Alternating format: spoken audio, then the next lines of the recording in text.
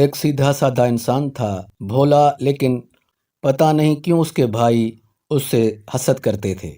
اور حسد ایسی بیماری ہے کہ انسان خود اپنا نقصان کرتا ہے۔ ایسے ہی دن تھے جب اس بھولے کی بیوی فوت ہو گئی۔ اب وہ بیچارہ بھولا، اس نے اپنی بیوی کو دلہن جیسا تیار کیا، گھوڑے پہ ساتھ بٹھایا اور سفر شروع کیا۔ چلتے چلتے ایک گاؤں میں پہنچا۔ وہاں کچھ عورتوں نے دیکھا کہ دلہن گھونگھٹ میں بیٹھی ہے۔ وہ اصرار کرنے لگیں کہ انہیں دلہن دیکھنی ہے، لیکن بھولے نے کہا، اگر تم لوگوں نے میری بیوی کو دیکھا تو اسے نظر لگ جائے گی اور یہ مر جائے گی۔ اگر یہ مر گئی تو میری تو روٹی پکانے والا بھی کوئی نہیں ہے۔ ان عورتوں نے کہا کہ اگر یہ مر گئی تو ہم تمہیں رشتہ دیں گے، لیکن ہمیں دلہن ضرور دیکھنی ہے۔ اب جیسے ہی دلہن کا گھونگھٹ اٹھایا، دلہن نیچے گر گئی۔ گاؤں والوں نے دیکھا کہ وہ مر چکی ہے، اور بھولا مسلسل رو رو کر دہائی دیے جا رہا ہے کہ گاؤں والوں نے اس کی بیوی مار ڈالی، جبکہ اس نے آگاہ بھی کیا تھا۔ اس کا رونا دھونا دیکھ کر گاؤں والوں نے اس کی شادی اپنے گاؤں کی ایک لڑکی سے کروا دی۔ اب جیسے ہی بھولا نئی نویلی بیوی کو لے کر اپنے گھر میں داخل ہوا، اس کے بھائی حیران رہ گئے۔ اتنی خوبصورت تو ان میں سے کسی کی بیوی نہیں تھی۔ وہ حسد کی آگ میں لوٹ پوٹ ہو گئے اور تجسس کے مارے پوچھنے لگے کہ یہ کیسے ہوا۔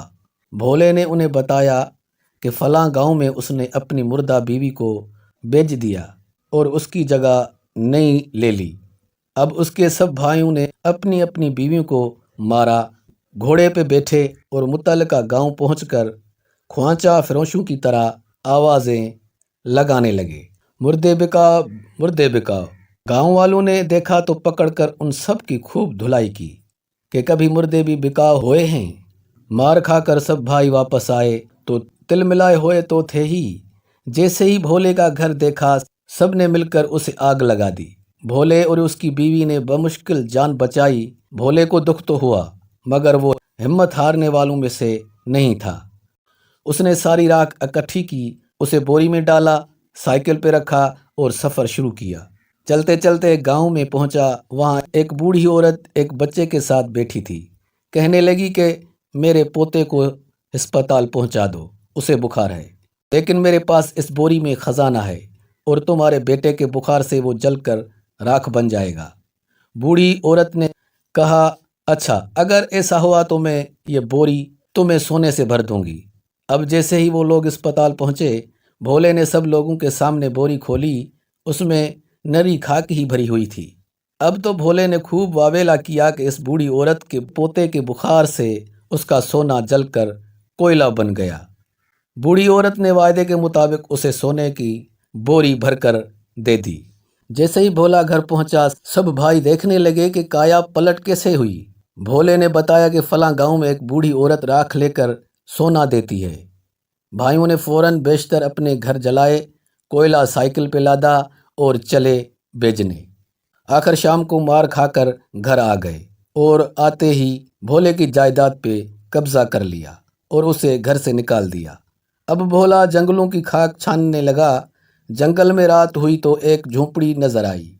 وہاں پہنچا تو ایک بوڑھا آدمی اپنی آخری سانسیں لے رہا تھا۔ بھولے نے اسے پانی پلایا تو اس نے بتایا کہ اس جنگل میں اس کے بہت سے جانور ہیں جو کہ وہ اس شخص کو دینا چاہتا تھا جو اسے پانی پلائے، اس لیے اب ان بکریوں اور گایوں کے مالک تم ہو۔ اب بھولا پھر سے لدا پھندا گھر پہنچا۔ بھائیوں نے دریافت کیا کہ ماجرا کیا ہے۔ بھولے نے بتایا کہ فلاں جگہ پہ فلاں جھونپڑی کے پاس ایک دریا ہے، اس دریا میں غوطہ لگانے والے ہر آدمی کو ایک ریوڑ ملتا ہے۔